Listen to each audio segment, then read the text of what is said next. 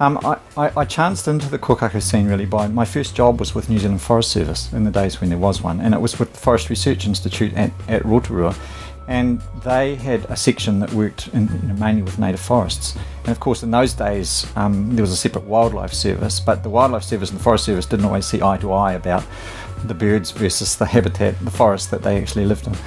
And a kōkako was of course involved with Central North Island logging controversies, and so the Forest Service had some interest in following what was happening to the bird and what limited its numbers, and was it logging or was it something else. The kōkako journey's been quite a long one, and it started out, as these things have to, by just looking at what was the state of the kōkako population and documenting the decline, and once you realise the decline, what was the cause of that decline.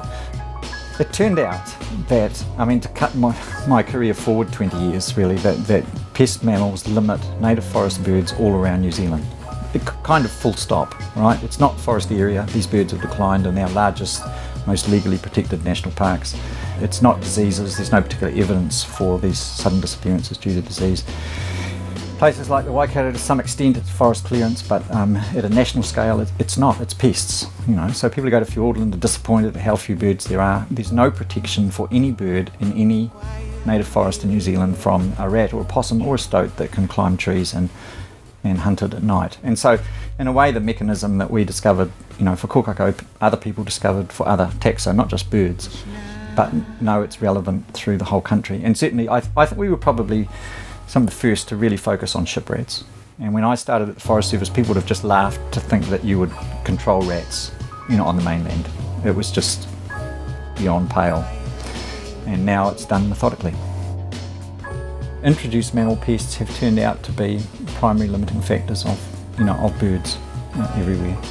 And so we're dealing with a bird fauna and probably a lizard and invertebrate and everything else fauna that was perfectly adapted to its isolated island home, and so they were hunted by lots of things. It wasn't predation free. They were hunted by birds at night, but they cannot adapt. They have an Achilles heel about these introduced mammalian predators.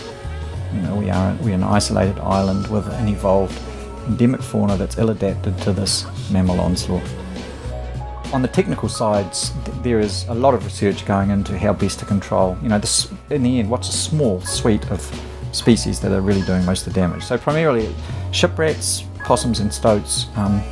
Ship rats and possums are both omnivores, tree climbing, so they're damaging vegetation, they're eating flowers, which is in a way, kind of baby trees, if you want to see it like that. They turn to fruits and the fruits should be dispersed. And the fact they climb trees, all three of those, means that there's nowhere that birds can escape from them.